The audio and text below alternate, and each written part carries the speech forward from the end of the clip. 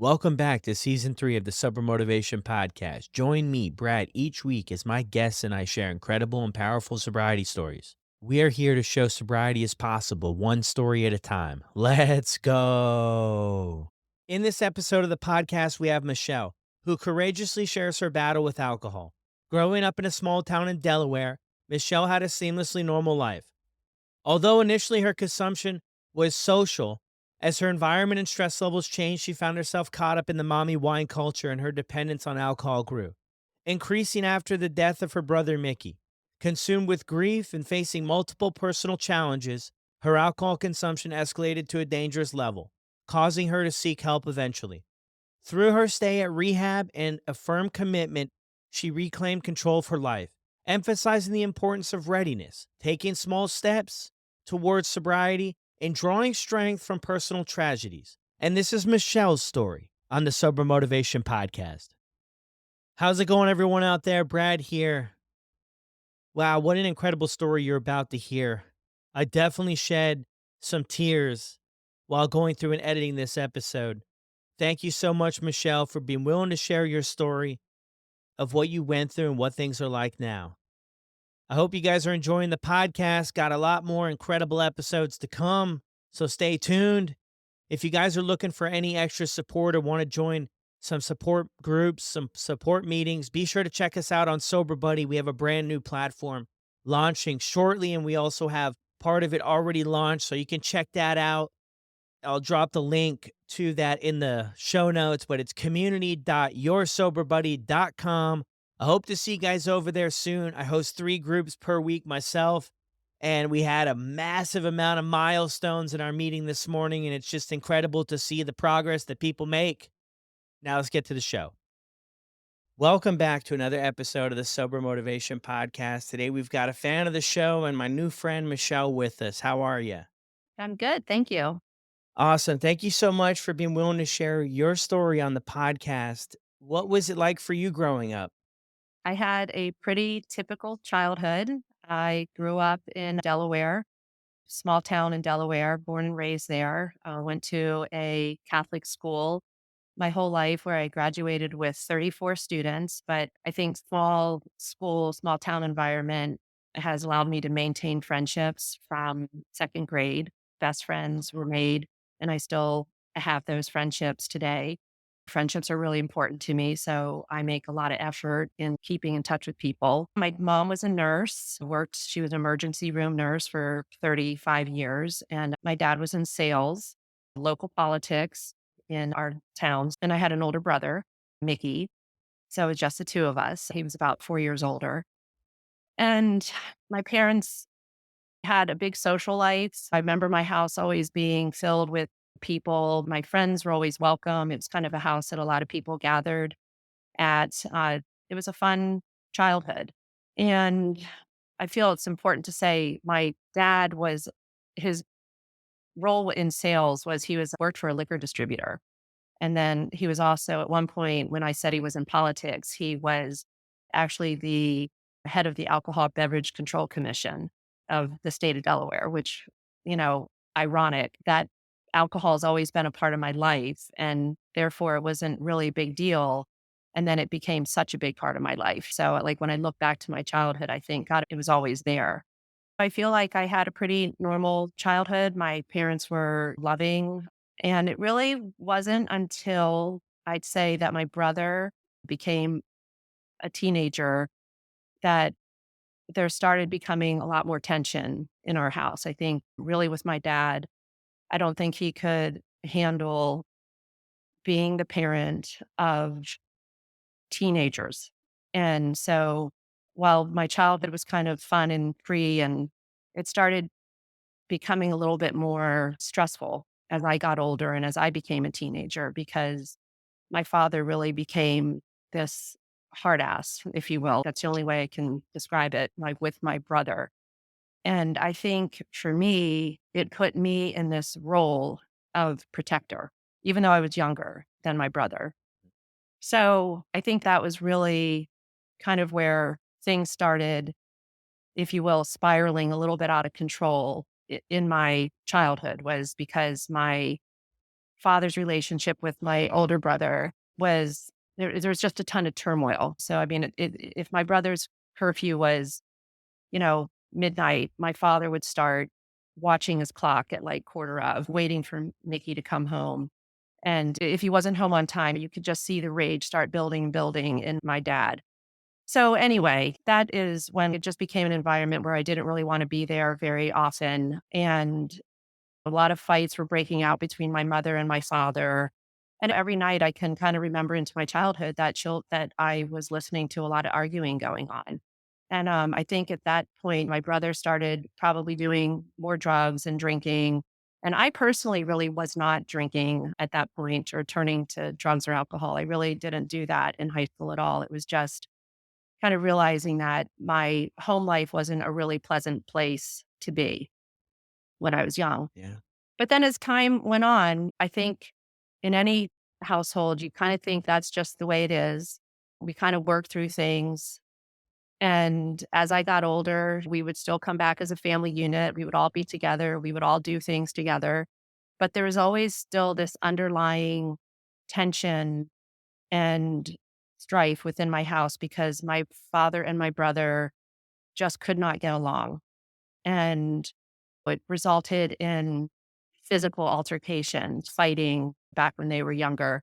And so it never really was a happy place after that, like even today, like even into as I'm an adult with adult children, it's still not a happy place. And my parents are still married and never got divorced. In my opinion, they should have years ago, but they stayed together and it was definitely not for the good of the children. So when I got married, I'm kind of jumping straight ahead into, I think, where my own relationship with alcohol started, I guess, taking a turn for the worse. I mean, I can think back to when I was in college and I drank and I would have those moments where I didn't remember how I got home or one drink was good, but two drinks was better and three drinks will probably be even better. And then I would lose my governor completely. And that was kind of my relationship with alcohol in college, but I kind of felt like everybody was doing it. So I didn't feel like I had a problem. And then if I fast forward to my 30s, now I'm married. I still would have occasions where I drank too much. Jeff, my husband, was starting to recognize it a little bit more. In my 30s, we started talking about, well, why don't you try this? Like all the rules that people start putting in place with their alcohol consumption. Don't drink before we go out. No more pre gaming. You don't need that glass of wine while you're putting on your makeup. Let's just get to the party and have a drink there. It was just constantly setting these little rules for myself. And on all the books that I've read, Drinking a Love Affair, or all of them, I feel like all of us women kind of follow the same pattern where we keep putting these rules in place and they never stick. It's like Mhm. maybe for a little while, and then it would always kind of go back to that one night where I would just have way too much to drink and wake up with the guilt and what did I say? And looking at Jeff's face and just knowing he was disappointed. And it was just this like constant cycle. So at that point, I started talking to a therapist and saying that I would like to get a little bit more control over my drinking.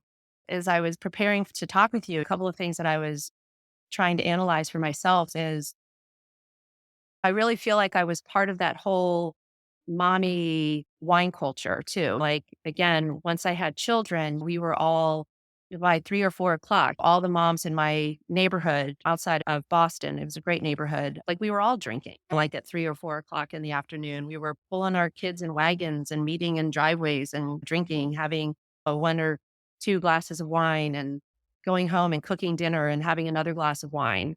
And when I think about those years, I feel like I almost was like in a constant state of being buzzed with the kids because all of us moms were drinking when with no real negative side effect other than, well, it's progressive. And then ultimately it was a bad side effect. So I think that's when I started, when I really think of my history, that's when it just clearly started escalating more. So then when I was in my 40s, I opened a business. It was a retail business. That was 2014. And I had teenagers at home. And I think that I just, as a way to deal with the stress of running a business, again, really without thinking it was that much of a problem, I definitely started drinking more. And I would have a drink at work, like around 3 o'clock, 3 or 4 o'clock, especially on a Friday at the end of our long work week. The women that Mm. work there, we would have a drink. And it was like, oh, this is nice. Let's sit out front and watch the cars go by and have a glass of wine. And then it started to be every night that I would do that, not just Fridays. And then just before I knew it, it was sometimes I would have a drink at home at noon before I went to the store. It was just crazy that you start to think that's okay. And it's so not okay. I mean, my the employees started noticing that I was coming to work and they could tell that I had a drink. And it's just so embarrassing to think that I was this businesswoman and I had people that looked up to me and thought I was doing so well. And years into running this business, I was walking a tightrope. Like I was trying to run a successful business, which by all accounts it was. But I was also drinking and going to start making serious mistakes with it. I mean, drinking when I was dealing with customers and just totally unacceptable behavior in that Yeah. being a business owner. Yeah. It's so much stuff to unpack there if we could for a minute from your Yeah. childhood too. It sounds like things started out with somewhat of stability, and then when things kinda clicked between your father and your brother, created some instability and maybe a little bit of chaos too in the home, which kinda stirred things up, and you being a little bit younger, you kinda take on some of that. I think when we're younger too, at least for me, I didn't know how to channel stuff. So I would kinda hold it all in. I didn't know how to really talk with people and stuff that was going on at home too. I didn't necessarily wanna leave my folks out to dry. Not that stuff was it was anything too wild, but I didn't wanna go around and I just wasn't raised like that, right? It was kinda raised, "We'll deal with this, we'll figure this out," and a lot of the times when I reflect back and things for me at the home were fairly good. If there was any if there was any problems, I was usually the one to cause them. But we just didn't talk about it. We just kinda tried to move on from it. I don't know if any of us really had the skills and stuff, and we tried the therapy route, and we tried the psychiatrist and psychologist route. We tried all that stuff. My folks really did a ton of interventions, Yeah. but I think it was really tough. It was really hard. And then you touch on the thing too about the mommy wine culture. I mean, that's a big thing that's mainstream conversation for people right now is that when you mentioned there, you don't even really realize you're caught up into it until maybe you take a step back and get sober or put it down. And then you look back and see it for what it is kind of idea. That's like the thing I hear from a lot of people. Like you just every billboard is just marketing and telling you and commercials, and this is going to make parenting easier.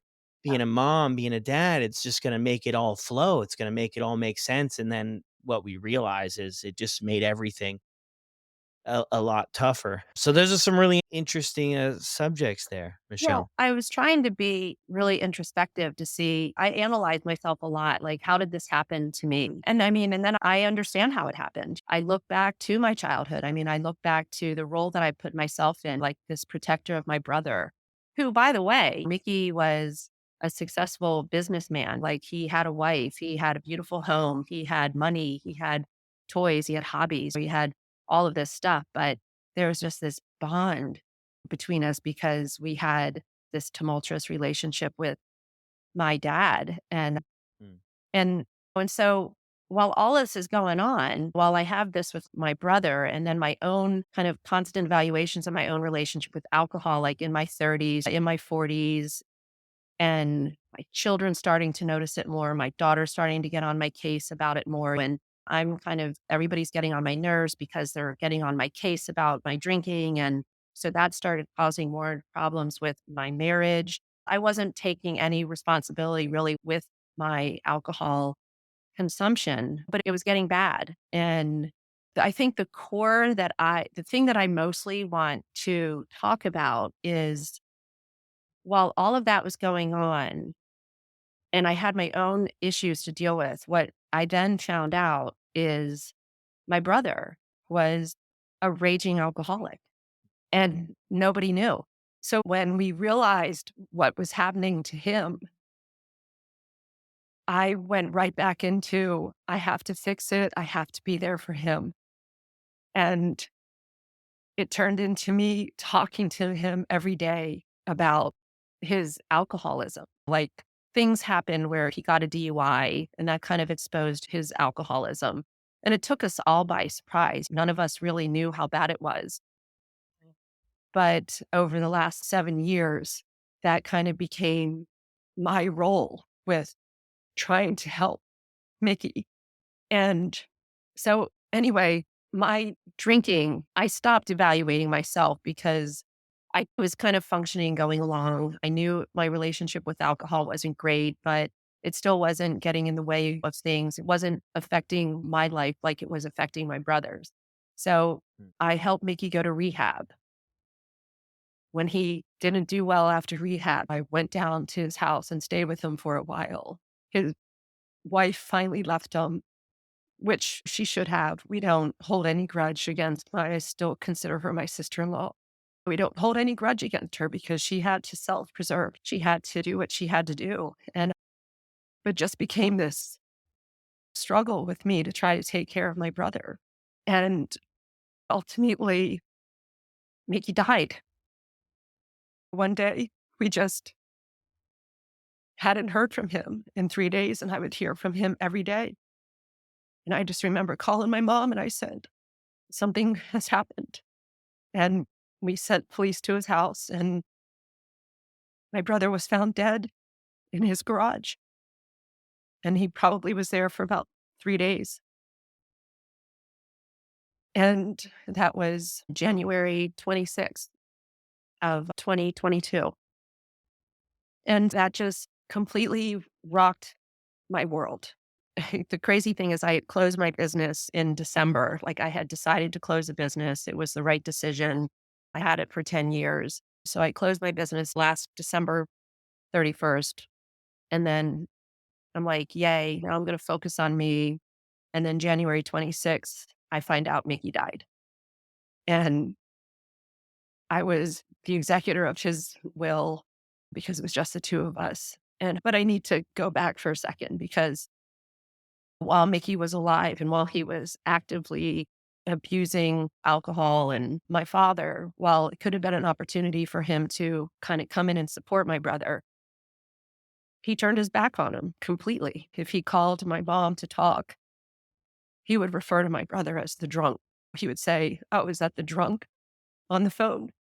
And I just could not fathom that a father would turn his back on a son who was screaming for help. He wanted to stop. He wanted to not be an alcoholic. But it was just so awful watching him be so taken under the control of alcohol. That was just brutal watching him suffer for those many years and thinking he had a handle on it, going to rehab twice, coming out of it. And really when he was honest, just kind of saying, I drank the minute I got out. Like he would put on a good show. But so that when the irony in all of that is when my brother died and I had to continue closing my business, I had to become the executor of his will. I had to take care of his house. It was a 4-bedroom, beautiful home filled with his stuff. Diana, his wife, had already left. And the very thing that I did was I turned to alcohol. Like, it's crazy. So you would think that I would think, oh, this just killed my brother. And yet this is kind of where my story begins. Like the worst of it begins was right after he died. I just started drinking like mass amounts of alcohol. My husband was in Florida, so he wasn't with me. And I was home alone most nights trying to deal with paperwork. I had closed my store. We were getting ready to sell our house. And I just decided that the best way to handle all of it was to drink. And I would do what I had to during the day, work and get a ton of stuff done. And then by 4 o'clock, I would drink wine. If I didn't have wine, I would drink vodka. If I didn't have vodka, I would drink. I didn't care. I was just drinking anything. And then I would usually fall asleep and I'd wake up. But then I started not feeling good when I woke up. So I started drinking earlier in the day. And I mean, before I knew it, I had put myself into such a cycle eh, that I was killing myself, is in retrospect. I was physically sick every day. I was standing over the sink, heaving into the sink. I couldn't eat. I developed food aversions. I couldn't keep down food. I became my brother. I became what I sat across from when I was trying my hardest to help him. And he would be burping and just couldn't keep food down. And now I started doing the same thing.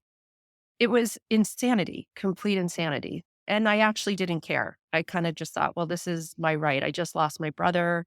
I don't know how else to deal with this. I don't want to deal with it. I want to just go to sleep at night. I want to watch TV and then I want to fall asleep. And yeah, so it was just, I've fully put myself on a path where if I continued on that trajectory, I was going to end up exactly where he did. Well, first off, I'm so sorry for the loss of your brother. Thank you. It sounds anyway you tried to do what you could, right? And it's not always we don't always get a story like that to see what it's like. Most of the time, we're kind of the ones that other people are trying to help. And going through that whole thing, I mean, what was that experience like for you when you give it your all to this and in then the outcome at hand? I mean, how tough was that for you? And I know you struggled with a lot of the grief and stuff afterwards, but while you're kind of in there with them. Yeah, that was brutal. I went to Al Anon. My mother and I would talk every day. So we went through every emotion with my brother when we were trying to, in quotes, fix it, like trying to be there for him. So I would love him to death. I'm here for you, Mickey. I'm here every day. You talk to me. I would sit in my driveway. I'd come home from work and I would sit in the driveway for 2 hours chatting with him. I would pull over on the side of the road and talk to him. I would get pissed at him. I would say, "I don't care if drink then. We don't care anymore. Do whatever you want." Like, we went through every single emotion with him, in cheerleader to anger to acceptance to every single thing that you're supposed to go through. He'd be better off dead. Like, things like that would come out of my mouth. This is no way for anybody to live. So when it ultimately happens, you are so filled with guilt. And I feel like that's partly why I wanted to be a part of this podcast, because I felt like I have lived both sides of it, like having such immense love for the alcoholic, the addict, and wanting to fix them and wanting it to get better. And so for me to say to people, don't give up on them. Understand that your emotions, these highs and lows, the love, the anger, hatred that you feel sometimes is all very normal. But in the end, don't give up on them, because I was a great sister. And yet Mm. I struggle with the awful guilt that I have because of every time that I got mad at him and said mean things, because I thought, well, maybe it was more like, maybe I'll try this tactic if he knows that he can't call me anymore. But none of that works. So for the people that are listening, I just don't want them to give up on their loved ones. So yeah. And I think for me, I was on this side of it.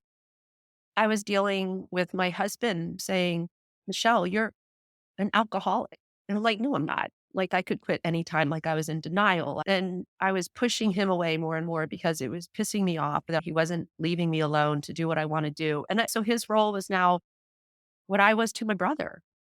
It's just crazy how it happened. Yeah. So when I'm living it, I mean, I felt a bit self-righteous, when I talked to my brother, even though I was still drinking, having problems with drinking too much on occasion. But I wasn't an alcoholic, so I could still sit there and preach to him and try to help him through it. Yeah, it's definitely was living two sides of it. Yeah. I imagine too, after a while being in this situation like that, and then you've got your own story. He's got his own story you're trying to help out with. That will wear a person down, it seems. Oh, yeah. I think that, again, when I look at my whole picture from my childhood, the abusive nature of that, to having my own issues with not really being able to regulate alcohol, to having a brother that becomes an alcoholic. Yeah, there's all of this stuff. Like, and all the while, I'm kind of hiding my own dirty secret with alcohol. And I guess when Mickey died, I don't know. I have gone to therapy but when he died, it was just, I don't know. I was just like all in with it. I was just like, well, it wasn't a conscious effort. It was just, it's a mystery to me. It's a mystery to me how I would get to that point where I started physically making myself sick and being okay with isolating myself. I was definitely isolating myself. I was canceling things. People wanted to come over because they knew I was grieving. I mean, they knew how close my brother and I were. And I didn't want people over because I was drunk. I didn't want them to see me. I didn't want people to interrupt my drinking. I was doing risky things. I was waking up with bruises and not remembering how I got them and just kind of really not caring. It's just, it is what it is. I'm grieving. I'm allowed to do this. Yeah. So after that came down, you're closing up your business, you're looking after everything for that, and then you're kind of full throttle into this thing, right?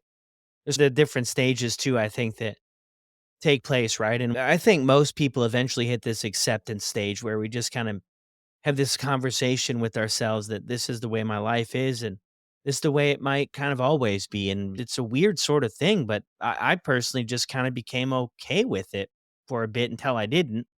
Yeah. I mean, I think before, I feel like there's before Mickey died and there's after Mickey died. That's kind of how I now look at my relationship with alcohol. And before Mickey died, there was definitely an escalation with it. There was being in my 20s, having that occasional too much to drink, being in my 30s. And like that was when we started addressing it more, being in my 40s and then like having a business. And that's when I cringe thinking about it. Like I cringe thinking that these women, it was mostly women that worked for me, them addressing it like, Michelle, what are you doing? We can tell you've been drinking. And I'm like, I'm fine.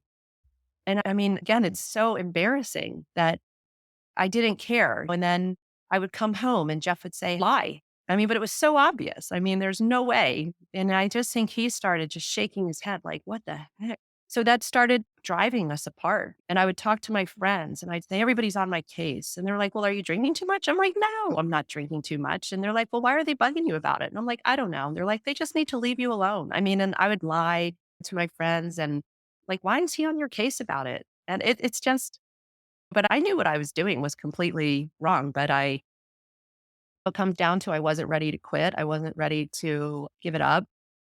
So you start moderating or pretending to moderate.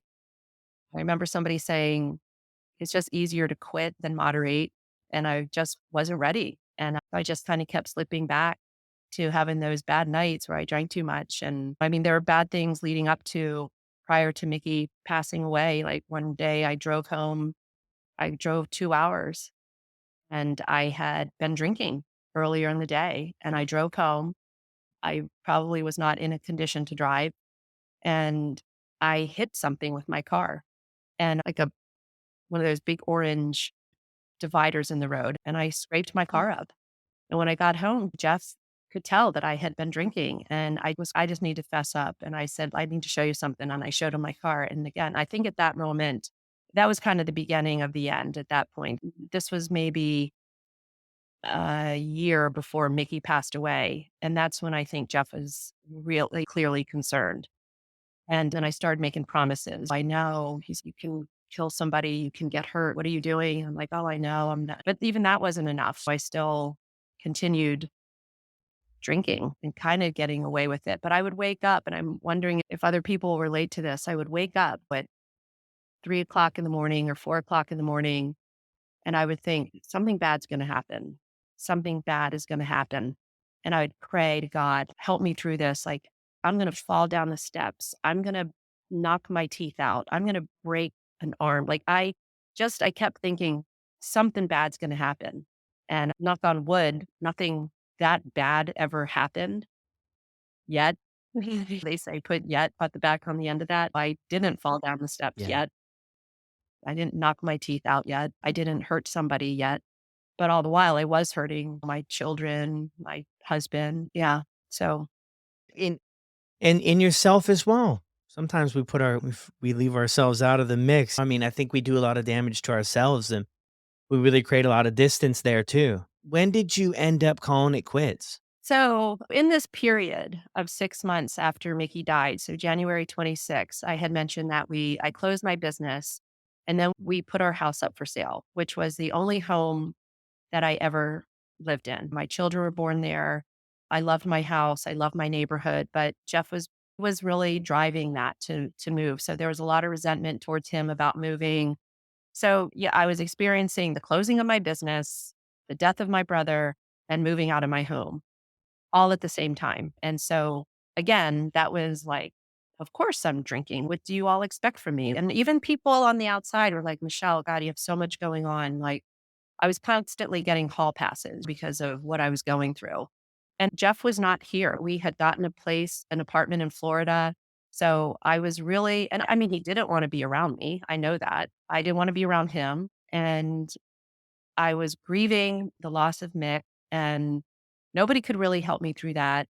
I had a ton of paperwork to do because we couldn't find his will. That was a mess.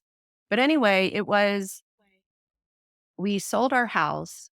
And the night that I called it quits, I was on a bender. We have a place up north, and I was with my little dog, and I took him down to a park, and I was in a golf cart. And when I came home, I passed out. And when I woke up, nothing bad happened to my dog, thank God. But when I woke up, I was very disoriented, and I was like, "Where's my phone?" And I could not find my phone. And I was in my house, and my husband was on a business trip, and I started screaming at the top of my lungs, "Where is my effing phone?" And I just kept screaming it over and over, lunatic, at the top of my lungs. And my neighbors heard me, and they were terrified. They thought I was being murdered or something. And they came over and they knocked on my door, and I was totally trashed. I'm sure I looked like a lunatic. They had heard me screaming in my house for a good 20 minutes. And I think they were terrified. They were scared. They didn't know what was going on. And they called my husband. And I got on the phone and I was just like, "Hi. Yeah." And I'm like, "I'm fine. I'm fine." He's, "Michelle, you're not fine." And he was at a very important business meeting. I could tell his voice was shaking. And I was like, "This is it." And that night I called my mom and I said, "I need help."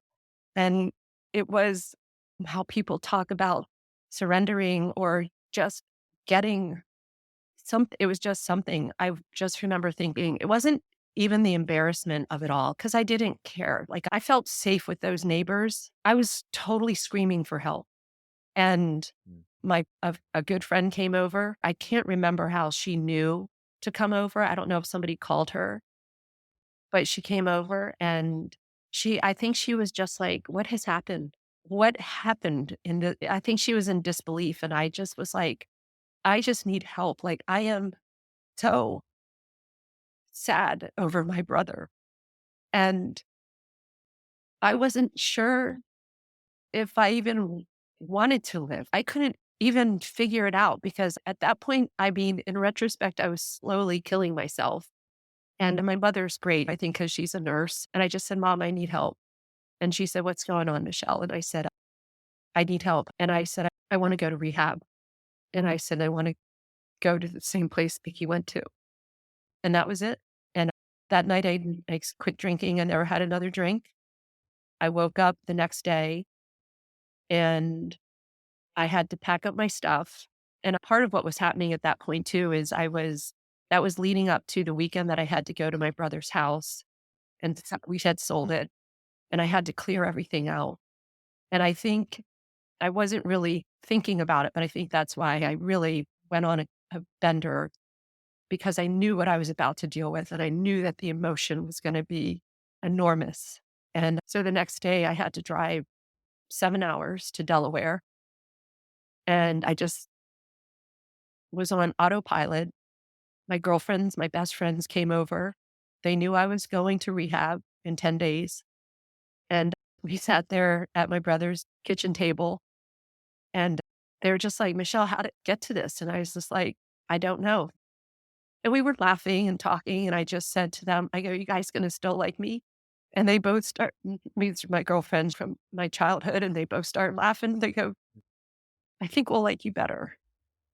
And it was I mean, I had just it was my brother. Like, I always go back to saying he's my higher power, and that was June 26th.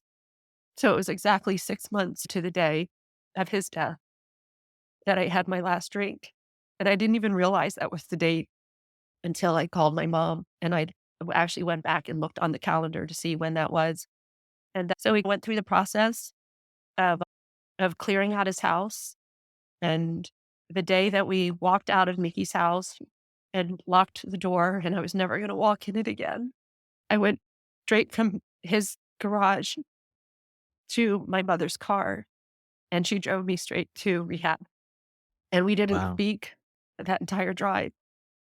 I called my children, and they all knew what I was doing, and they were like, "We're so proud of you, mom." And of course, I get there to the rehab, and I was like, "All right, this isn't really what I meant to do. This is way more than I needed, people." I'm like, "I don't think I'm staying." I'm like, "I think I'm leaving tomorrow. I'm more like a canyon ranch. I think I just need to go, like, to a spa." It's like, "I don't need this, actually." And the counselors there were like, "Why don't you just give it a day?" And that night, I met a group of women that were just like me, and everybody's story was, like, different that led them to that point, and I felt like I belonged there, and it was the best decision I've ever made for myself. It was spiritual.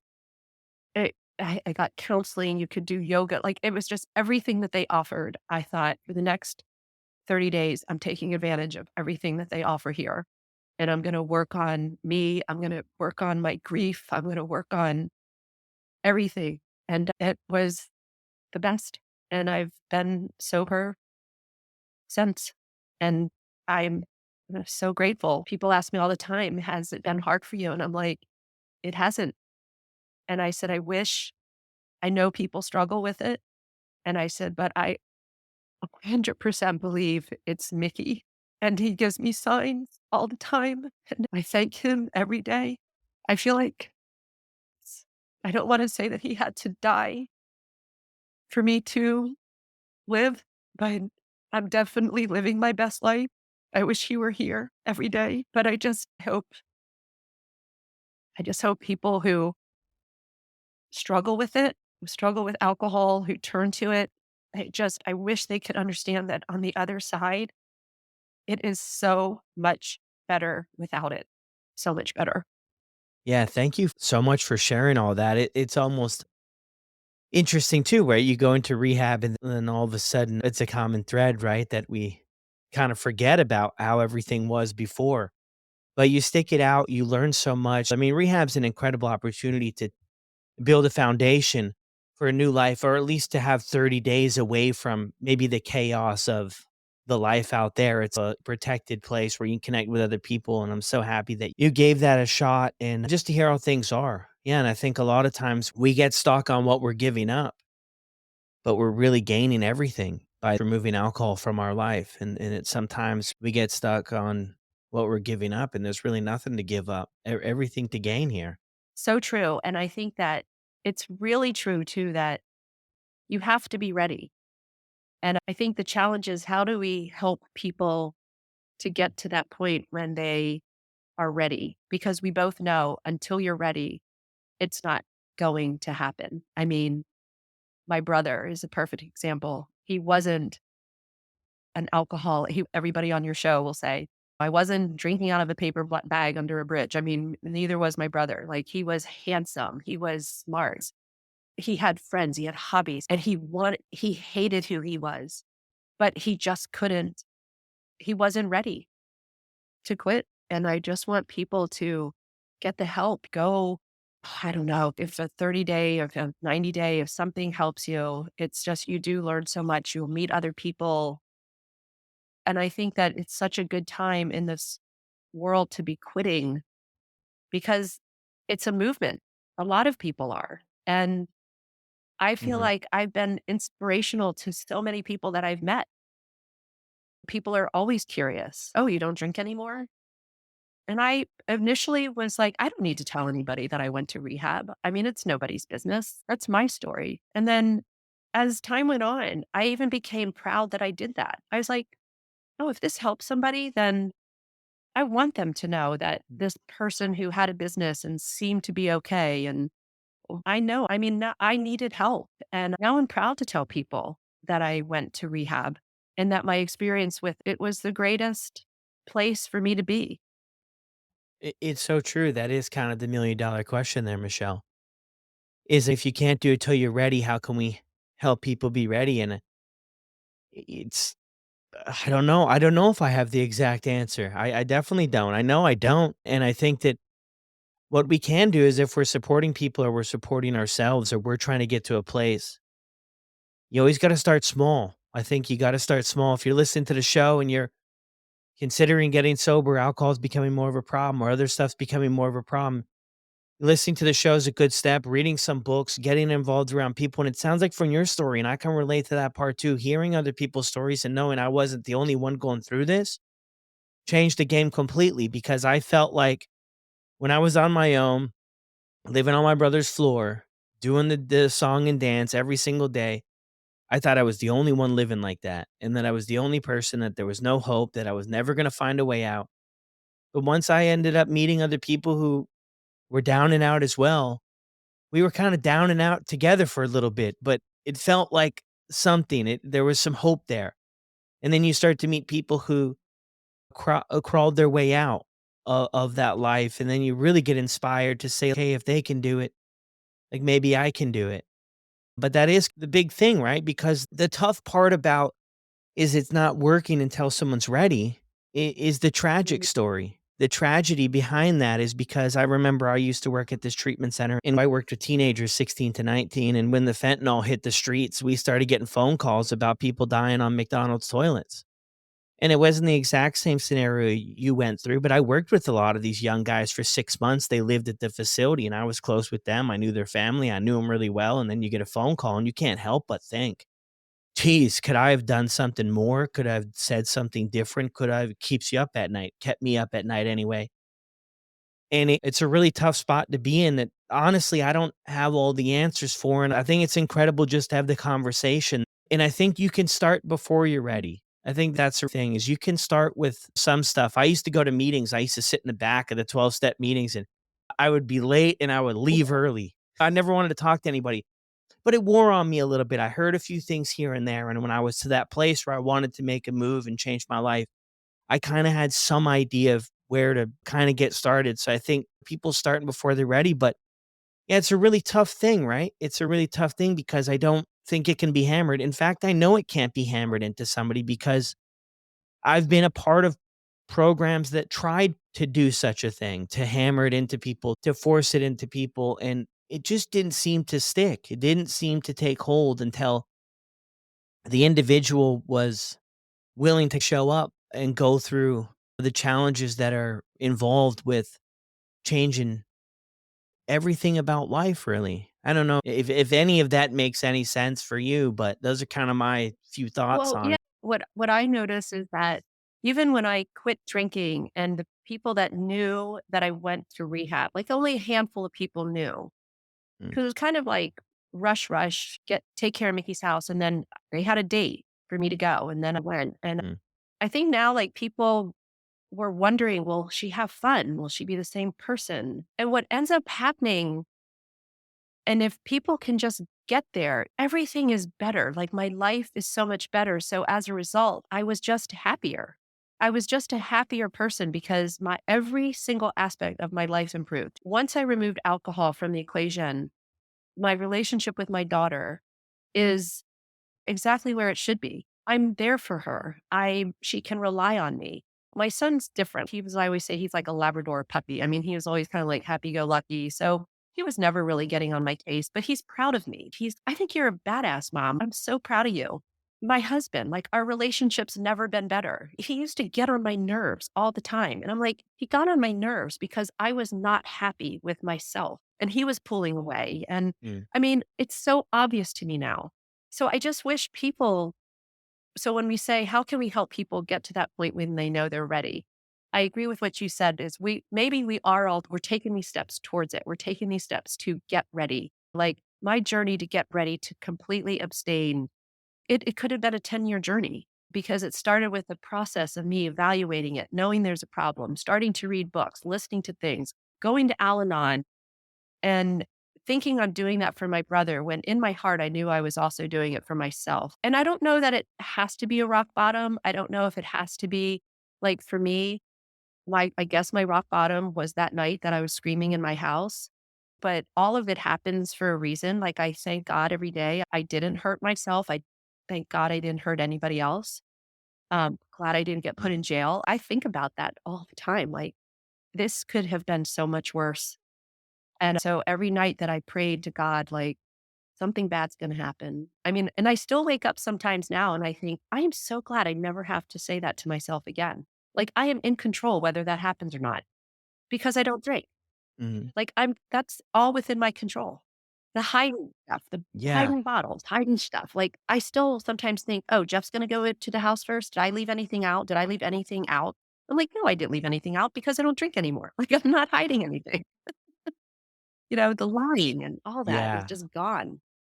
Yeah, I mean, what a relief it is, right, to not it's almost like the couple lives. I mean, you maybe even branch into 3 different lives at some point, right? You're doing a lot of stuff, right? Helping your brother there at one point and trying to keep your own stuff under control and being a business owner. I mean, there's a lot of things you were juggling at different points there kinda leading up to this, and I love how you put that. I don't think it's the thing everybody wants to hear, right? But maybe 10 years in the making, right? Maybe 10 years of things, of experiences to kinda get to that point. That is a very common thing, I think, when it comes to alcohol because it's a progression and it's not always boom out of the gate. It's not like, other stuff where it's just it can be boom and you're right at it. I mean, this can be slow and steady. Everybody's gonna share it a little bit differently, their experience with it, but it can be maintained for decades at a time, and everybody not experience those massive consequences. But one thing I think that we avoid for a long time when we struggle with alcohol is the consequences to ourselves, how we feel, our mental health, how we're thinking about things, and our relationships seem to really take a heavy toll. Look, Michelle, I appreciate you so much for jumping on here and sharing your Thank you. story. It's been incredible. I've really enjoyed it, and it's not easy to do that. So I want to definitely say thank you. Signing off here, is there any thoughts that you wanna leave everybody with today? Oh gosh, I should have thought about it a little more. I mean, I think just kind of going back to what I said is it's so much better on the other side. And I remember having a friend of mine who gave up alcohol and she had a concern for me. And she said, I just hope if you ever face a tragedy like that in your life, that you don't turn to alcohol. And I thought that it will be the last thing I do because I now feel so much more equipped to handle a tragedy in my life or whatever is thrown at me because I don't have alcohol in my life. Does that make sense? So I just don't want people to turn to it in bad times. And you don't need it for good times either. You'll get back to who you are at your core and give it time. Don't give up on your sobriety. Like, just definitely take it one day at a time. Think of who your higher power is. Think of a loved one who's passed, somebody who cared about you, like whatever spiritualness you can pull to help you. It's just so much better to have a clear mind and face life's challenges, good times, bad times, with being sober. You remember it, you enjoy it more. I wish that for everybody, really. It's so much better. Yeah, awesome. I second that. It's incredible. Thank you again so much for sharing your story on the Thank you. Thank podcast. you very much. And I really enjoy your podcast and thank you for everything that you do. I know you're helping people. I am a perfect example. I listen to all the stories and it's great. Well, there it is. Another incredible episode on the podcast. I can't say it enough, but so grateful for everybody that shares their story. So grateful for Michelle to share her story and her experience and what she's been through. And my goodness, it's been a lot. But to where she's at now is incredible. the joy that she's feeling in her life and that everybody around her is proud of her and she's really living her best life right now. It just makes me really happy that, we're able to get ahead of this thing, that we're able to recover and that we could put that message out there that you don't have to hit a bottom. You can get out of this at any time. You don't have to lose everything. You can make the changes now. But I want to thank all of you for the continued support making this show possible. Thank you all for listening. If you want to be on the show, we're having a lot of people who listen to the show on the show. So if you want to, send me an email. And I would love to set up a time for us to chat and do a recording. That's pretty much it for now. But as always, thank you guys. And if you need some extra help, some extra support on your journey, check us out at Sober Buddy. I'll drop Michelle's contact information for Instagram down in the show notes if you were able to connect with any of this or you want to send a message to her. I'll drop that information down in the show notes so that you can do just that.